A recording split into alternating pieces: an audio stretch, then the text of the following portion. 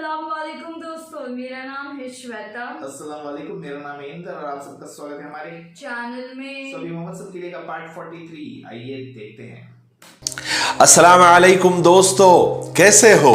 उम्मीद है कि सब खैरियत से होंगे। अल्लाह आप लोगों को ऐसे ही खुश रखे। सरकार दो आलम सल्लल्लाहु अलैहि वसल्लम की पूरी जिंदगी पर बनने वाली वीडियो सीरीज जिसका नाम मोहम्मद सब के लिए है सल्लल्लाहु अलैहि वसल्लम, ये उसका 43वां हिस्सा यानी पार्ट 43 है। थोड़ा हम रिकैप कर लेते हैं कि हमने 42वें हिस्से में क्या सुना, लेकिन उससे पहले आपको एक जरूरी बात बता देना चाहता हूं कि कल जुमा यानी फ्राइडे को कल अचानक बंबई के सफर का तकाजा सामने आ गया है। गोवंडी में हमारे समीर भाई है जो हमारे बहुत अच्छे दोस्त है, उनके घर जाना है। उसके बाद मोहम्मद अली रोड भी जाना है, वहां कुछ हमारे जाती काम भी है। उसके अलावा दूसरा सबसे बड़ा काम ये भी है कि हमारे एक बुजुर्ग है हाजी इकबाल साहब मेमन, जो मेमन जमात के प्रेसिडेंट भी है, वो उनका जो है एक ला मार्ट नाम की एक स्टोर है, उसकी ओपनिंग है, इफ्तिताह है महाराष्ट्र कॉलेज के सामने नागपाड़ा में। तो कल जुमा के बाद वहां जाकर उसमें शिरकत करनी है। उसके बाद हम वापस पुणे आ जाएंगे। इसलिए मुमकिन है कि कल ये वीडियो ना आए। अगर आज वक्त मिल जाता है शाम में किसी तरह से तो हम रिकॉर्डिंग कर लेंगे, तो कल वीडियो आ जाएगा। लेकिन अगर वक्त नहीं मिला तो फिर जो 44वां हिस्सा है यानी पार्ट 44 है वो इंशाल्लाह शनिचर को आ जाएगा। ठीक है, तो आप ज्यादा इंतजार ना करें। अगर हो गया तो कल भी वीडियो आ जाएगा, नहीं हुआ तो शनिचर को तो पक्का आ जाएगा। ठीक है, हम आगे बढ़ते हैं कि हमने 42वें हिस्से में क्या सुना। हमने सुना कि मुनाफिकों दोगलों के बारे में कि कैसे वो सब कुछ जानते हुए भी आप सल्लल्लाहु अलैहि वसल्लम को झुठलाते थे, परेशान करते थे, तंग करते थे, और किस तरह ऊट पटांग सवाल करके आपको और सहाबा को परेशान किया करते थे। अब्दुल्ला बिन उबई जो रईसुल मुनाफिकीन था यानी मुनाफिकों का सरदार था, वो तो कोई भी मौका हाथ से जाने नहीं देता था। चलिए आगे बढ़ते हैं। अब्दुल्ला बिन उबई के मुनाफिकत के और दोगलेपन के 50 वाकयात सीरत की किताबों में मिलते हैं। एक मर्तबा हुआ यह कि एक जंग से वापस होते हुए दो सहाबियों में किसी बात पर तकरार हो गई। उनमें से एक सहाबी मुहाजिर थे और एक अंसारी। थोड़ी बहस मुबाहिसे में बात बढ़ गई तो एक मुहाजिर सहाबी ने अंसारी सहाबी को एक थप्पड़ मार दिया। इत्तेफाक से मुनाफिकों का सरदार अब्दुल्ला बिन उबई भी वहां पर मौजूद था। उसने अपनी आंखों से ये वाकया देखा। वो तो ऐसे मौकों की तलाश में रहता था। उसने फौरन सारे मुहाजिर सहाबा को बुरा भला कहना शुरू कर दिया, गालियां देना शुरू कर दी। कहने लगा क्या हम इसी वास्ते मोहम्मद पर ईमान लाए हैं कि इन मुहाजिरों के, इन बाहर से आने वालों के थप्पड़ खाएं? फिर तमाम अंसारियों से कहने लगा कि अब आइंदा इन मुहाजिरों की, इन बाहर से आने वालों की मदद करना बिल्कुल बंद कर दो। इस तरह ये खुद तंग आकर मदीना से भाग जाएंगे।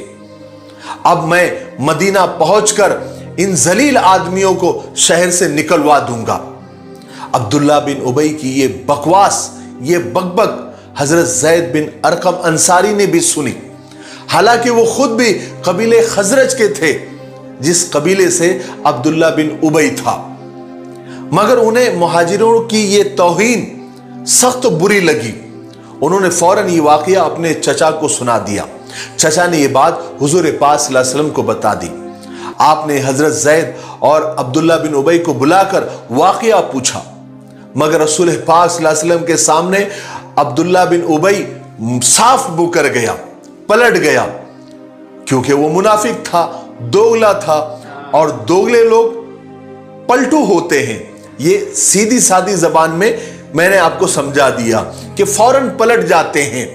कहने लगा कि जैद तो मुझ पर इल्जाम लगा रहे हैं, मैंने ऐसी कोई बात नहीं कही।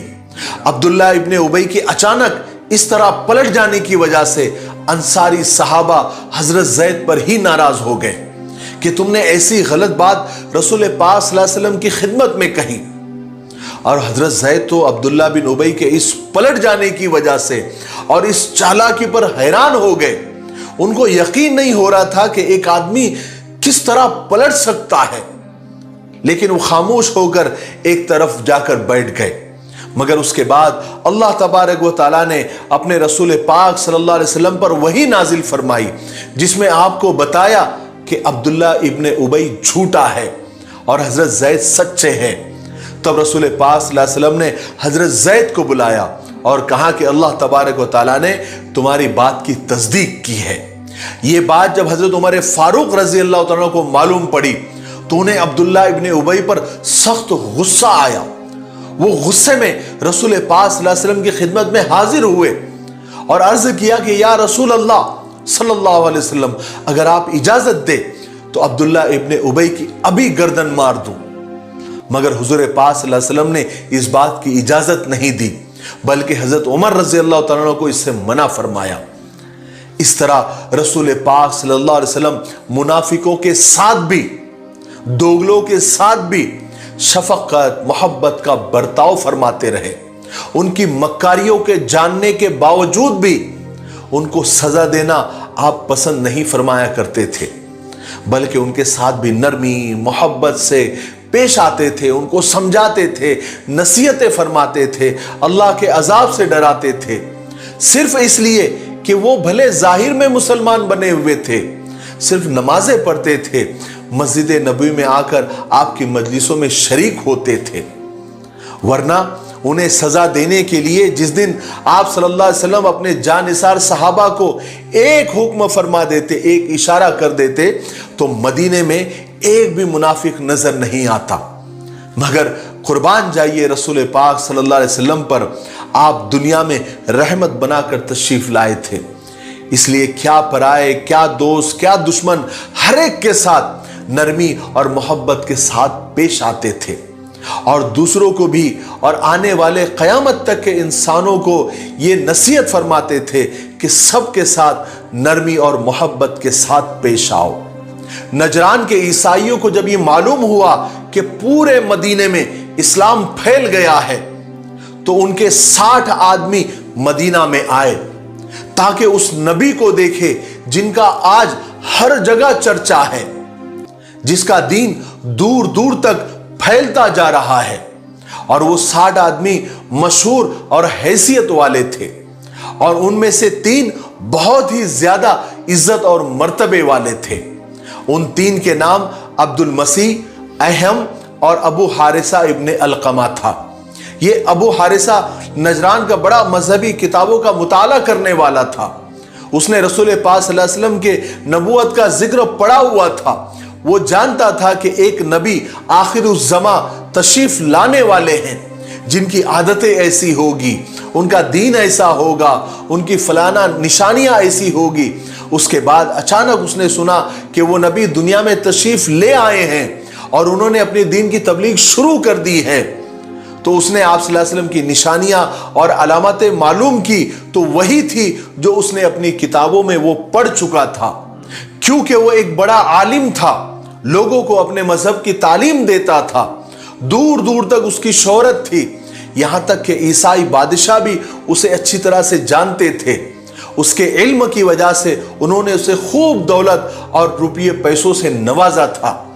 اس لیے وہ رسول پاک صلی اللہ علیہ وسلم کو اچھی طرح جاننے پہچاننے کے باوجود بھی آپ صلی اللہ علیہ وسلم پر ایمان لانے سے ڈرتا تھا، کیونکہ اس کو معلوم تھا اگر میں نے رسول پاک صلی اللہ علیہ وسلم پر ایمان لے آیا تو پھر ساری دولت، عزت اور ساری عیاشی مجھ سے چھن جائے گی. غرض کے نجران کے عیسائی رسول پاک صلی اللہ علیہ وسلم کو دیکھنے اور آپ صلی اللہ علیہ وسلم کے ساتھ بحث و مباحثہ کرنے کے لیے آئے، کیونکہ عیسائیوں کا یہ کہنا تھا کہ ہمارے پاس تو ایمان موجود ہے، ہمارے پاس تو آسمانی کتاب موجود ہے، پھر کسی دوسرے پر ایمان لانے کی کیا ضرورت ہے. حالانکہ عیسائیوں نے عیسائی مذہب کو بالکل بدل دیا تھا، غلط سلط عقیدے گڑھ کر اللہ تبارک و تعالیٰ کے ساتھ کسی کو شریک کرنے لگ گئے تھے. हजरत ईसा अलैहिस्सलाम को अल्लाह का बंदा और अल्लाह का नबी कहने के बजाय नाउज़ुबिल्लाह वो खुदा का बेटा और खुदा कहते थे, और उसकी दलील ये देते थे कि हजरत ईसा अलैहिस्सलाम मुर्दों को जिंदा किया करते हैं और कोड़ियों को अच्छा कर देते थे, और इन बातों की वजह से ही वो कहते थे कि ये तो खुदा का काम है, इसलिए हजरत ईसा भी नाउज़ुबिल्लाह खुदा के बेटे हैं या खुदा है। यही सब बातें ईसाइयों ने हुजूर पाक सल्लल्लाहु अलैहि वसल्लम की खिदमत में हाजिर होकर कही। जब अब्दुल मसीह और अहम ने आप सल्लल्लाहु अलैहि वसल्लम से बात करनी शुरू की तो आप सल्लल्लाहु अलैहि वसल्लम ने उनसे फरमाया कि तुम ईमान ले आओ, तुम मुसलमान हो जाओ। तो उन्होंने जवाब में कहा कि हम तो मुसलमान हैं ही। आपने फरमाया कि नहीं, हकीकत में तुम मुसलमान नहीं हो। उन्होंने जवाब दिया, नहीं, हम तो तुम्हारे से पहले मुसलमान हो चुके हैं। आप सल्लल्लाहु अलैहि वसल्लम ने फरमाया कि गलत कहते हो, तुम इस्लाम पर नहीं हो, क्योंकि तुम हजरत ईसा को खुदा का बेटा मानते हो, तुम सलीब की पूजा करते हो और तुम खिंजीर खाते हो। इस तरह रसूल पाक सल्लल्लाहु अलैहि वसल्लम नजरान के ईसाइयों को हक और सच्चाई का पैगाम देते रहे, उन्हें समझाते रहे कि तुम गुमराही पर हो, तुम्हारे अकीदे गलत है।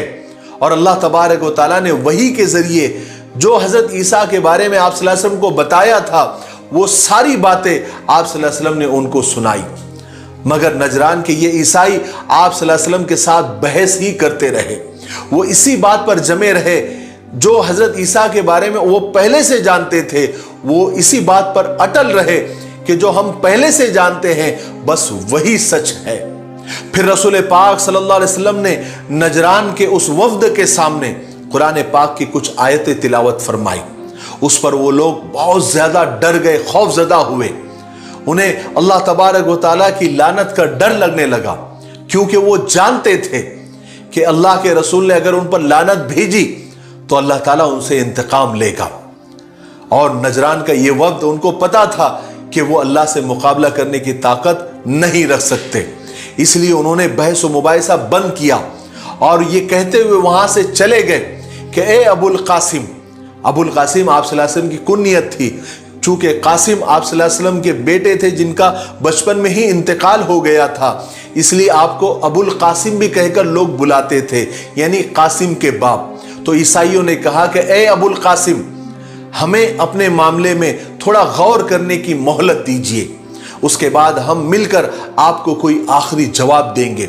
और फिर वो वहां से उठ गए। जब ये सब लोग जब अलग होकर मिले तो उन्होंने अपने अमीर से पूछा कि अब्दुल मसीह, तुम्हारा क्या ख्याल है? खुदा की कसम, तुम समझ चुके हो कि मोहम्मद ही अल्लाह तबारक व तआला के भेजे हुए नबी है। उन्होंने हजरत ईसा के बारे में जितनी बातें बताई है वो बिल्कुल सच्ची है और आखिरी खबर है, ये तुम सब जानते हो।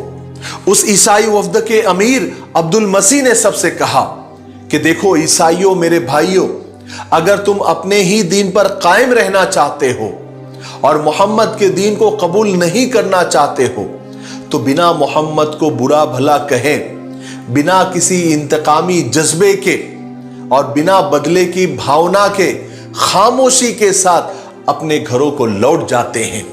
इसी में हम सब की भलाई है। इस बात को सबने मान लिया और इत्तेफाक कर लिया कि हम मोहम्मद का मुकाबला नहीं करेंगे सल्लल्लाहु अलैहि वसल्लम, बल्कि अपने घरों को वापस लौट जाएंगे। उसके बाद वो आप सल्लल्लाहु अलैहि वसल्लम की खिदमत में हाजिर हुए और अर्ज किया कि ए अबुल कासिम, हमने तय किया है कि हम आपका मुकाबला नहीं करेंगे, हम आपको आपके दीन पर छोड़ देंगे और हम अपने दीन पर रहेंगे और अपने वतन वापस लौट जाएंगे। मगर आपके साथियों में से कोई एक साथी हमारे साथ भेज दीजिए जो हमारे बीच के जो झगड़े हैं वो उनका फैसला कर दे, क्योंकि हम आपको और आपके साथियों को सच्चा समझते हैं। रसूल पाक सल्लल्लाहु अलैहि वसल्लम ने उनके साथ भेजने के लिए हजरत अबू उबैदा को चुना, जो जाकर उनके साथ सच्चाई, ईमानदारी और इंसाफ के साथ उनके झगड़ों को छुड़ा सके। आपको पता है, ये छोटी छोटी बातें, ये छोटे छोटे वाकयात, ये छोटे छोटे इंसिडेंट मैं आपको क्यों बता रहा हूं? इसकी क्या वजह है? कुछ लोगों को ऐसा लग रहा होगा कि ये सारी बातें बताने की जरूरत नहीं है, सिर्फ बड़े बड़े वाकयात बताए जाए, नहीं, मेरा मकसद जो है सिर्फ वाकयात बताना नहीं है, आप सल्लल्लाहु अलैहि वसल्लम की सीरत बताना है, सहाबा की सीरत बताना है। इससे पता चल, क्योंकि इसके आगे जंगों के वाकयात हैं, इससे आगे जंगें शुरू होती हैं। तो आप सबको, बल्कि सारी दुनिया को यह पता होना चाहिए कि जंगें क्यों हुई, क्योंकि जंग तो सबसे आखिरी ऑप्शन है, आखिरी हथियार है। तो जंगें आप सल्लल्लाहु अलैहि वसल्लम पर और सहाबा पर थोपी गई, क्योंकि ये सारे छोटे छोटे वाकयात बताने का मकसद ये है कि आप सल्लल्लाहु अलैहि वसल्लम ने, सरकारे दो आलम सल्लल्लाहु अलैहि वसल्लम ने पहले लोगों को कितना समझाने की कोशिश की। यहूदियों को अलग, ईसाइयों को अलग, मुशरिकों को अलग, और मक्का वालों को अलग, मदीना वालों को अलग, काफिले वालों को अलग, अलग अलग मुल्कों के अलग अलग लोगों को अलग अलग तरीकों से आप सल्लल्लाहु अलैहि वसल्लम ने समझाया। और फिर उन्होंने आप सल्लल्लाहु अलैहि वसल्लम के साथ कैसा बेढंगा बर्ताव किया, कितना जिल्लत आमेज सुलूक किया। आप सबको प्यार से जवाब देते थे, शफकत करते थे, लोगों को माफ कर देते थे, लोग आपको मार मार के लहूलुहान कर देते थे।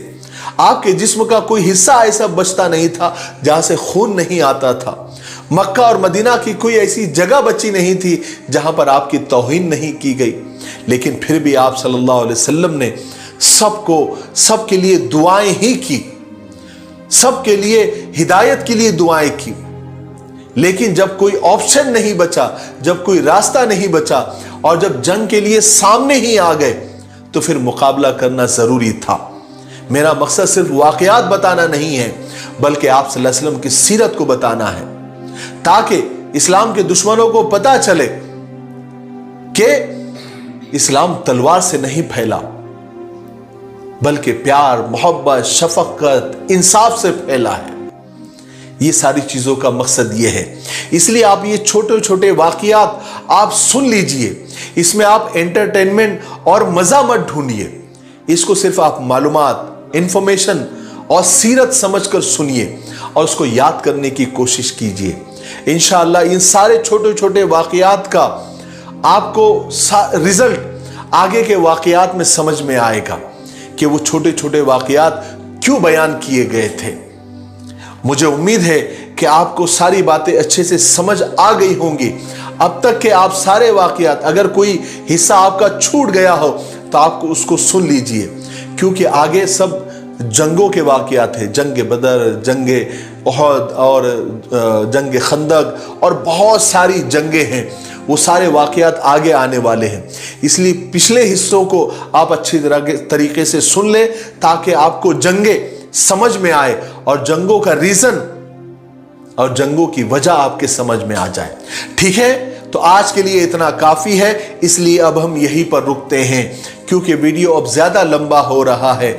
आने वाले 44वें हिस्से में यानी पार्ट 44 में हम आगे के वाकयात सुनेंगे कि इस्लाम की पहली जंग कैसे शुरू हुई, क्या वजह थी, क्या रीजन था और उसका मकसद क्या था, और जंग का हासिल क्या हुआ, और कैसे अल्लाह तबारक व तआला ने किसको फतेह अता फरमाई, वो इंशाअल्लाह आगे के हिस्सों में हम सुनेंगे। तब तक इस सीरीज के वीडियोस को आप ज्यादा से ज्यादा लाइक करें, शेयर करें और इस पर कमेंट करें। थोड़े से मुझे ऐसा लग रहा है कि आप लोग इसके व्यूज कम आने लगे हैं, तो आप ऐसा ना करें। बहुत सारे लोग इसके अंदर एंटरटेनमेंट ढूंढ रहे हैं, मजे ढूंढ रहे हैं। मजा नहीं आ रहा है तो आगे शायद नहीं देख रहे हैं, लेकिन इसमें मजा मत ढूंढिए। ये बहुत कीमती सरमाया है, ये आपको शायद कहीं और मिलेगा। इसलिए आप इसको गौर से देखें। अपने खानदान में, अपने घर में कोई ऐसा वक्त तय कर दे कि 20 मिनट निकालकर वो इन सारे वीडियोस को देखे, ताकि घर में आपके बच्चों को, आपके घर वालों को, भाई बहनों को ये सारी सीरत अच्छे से समझ में आ सके। मुझे उम्मीद है कि आप ऐसा जरूर करेंगे। तब तक मेरे लिए, पूरी उम्मत के लिए और पूरी इंसानियत के लिए खैर और भलाई की दुआ करते रहे। अस्सलामु अलैकुम व रहमतुल्लाहि व बरकातुहू। ओके, तो इसमें दो वाक्य थे, अगर आप देखोगे तो शुरू में वो जैसे झूठ बोला वो वाला किसी ने थप्पड़ मार दिया उसको जाके इनका नाम लगा नहीं हाँ। मतलब इसने बोला मतलब पलट गया, मैंने तो कुछ बोला ही नहीं एंड ऑल। तो वो सब था। और फिर दूसरा वाक्य जो आए वहाँ पे 60 लोग आए, 60 लोग जो ही ना लाइक मुस्लिम बनने के लिए मतलब ऑलरेडी बने हुए बोलते हैं उनके हिसाब से, उनके हिसाब से फॉलो करते हाँ, हैं हाँ, ऑफ कोर्स, तो उनके हिसाब से वो लोग ऑलरेडी मुसलमान हैं, मुसलमान थे। लेकिन फिर उनको बताते हैं नबी नहीं तुम ये करते हो, वो लोग वो भी डिस्कस करते हैं आगे जाके फिर क्या करना है। तो फिर बोलते हैं ठीक है हम तो यहाँ से चले जाएंगे, हम हमारा दीन करेगा, हम आपके साथ भी कुछ करेंगे, मतलब दुश्मनी नहीं करेंगे जैसे वो डिस्कस होता है वहाँ पे वो। सही कहा। और बोलते हैं खाली हमें एक आपका आदमी दे दो साथ में, ताकि हमारे यहाँ के सारे झगड़े जो है वो खत्म हो जाए। सही कहा। अभी आगे जंगे आने वाली, तो ये छोटी हम हमारे लिए जरूरी है छोटे छोटे किसी की, कि हमें नहीं पता है, हमें तो बहुत कुछ नहीं पता एक्चुअली। अभी जैसे जैसे हम आगे देख रहे तब और डिटेल्स में पता चल रही है, मालूम पड़ रहा है आपको। जी ठीक है, हम और वेट करेंगे। तब तक के लिए वीडियो को like subscribe share comment click on the bell icon. Bye bye.